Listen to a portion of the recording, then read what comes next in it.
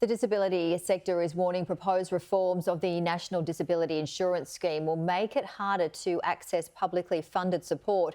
The government plans to introduce independent assessment of participants by a professional not known to them to determine their eligibility for the scheme.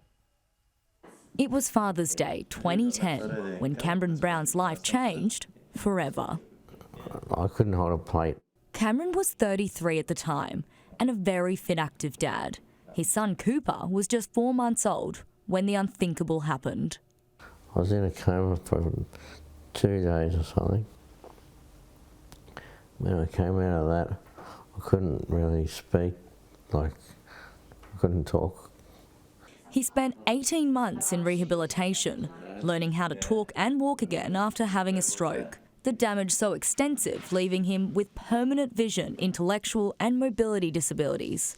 Under government terms, it's phrased as an acquired brain injury. I can only see 60%, and all of this field is blind from here.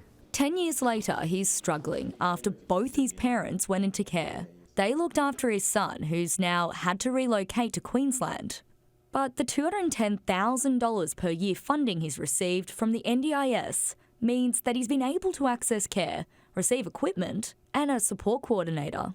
Cameron had been hoping for an increase, for more help. Instead, it was recently cut back by $45,000 per year.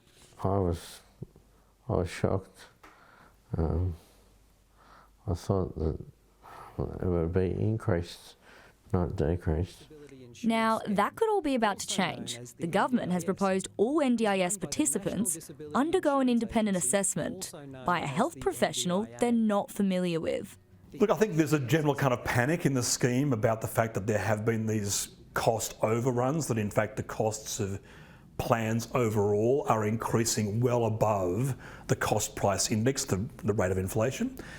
And I think that there have been rumours that somehow people with an acquired brain injury and also people with fetal alcohol spectrum disorder, so people who have brain damage by virtue of their mother's drinking while pregnant, that those two groups are somehow going to be singled out for special attention. The assessor will take 3 hours to ask questions about their lives and ordinary tasks to determine their eligibility for the scheme and level of funding. The proposal is before a joint standing committee, with the vast majority of hundreds of submissions opposing the changes. In one, the Disability Council New South Wales wrote, "The organisation delivering independent assessments do not have the expertise to carry it out." Brain Injury Australia can't expect every single assessor to have a PhD in brain injury or to know the intricacies and the idiosyncrasies of brain injury.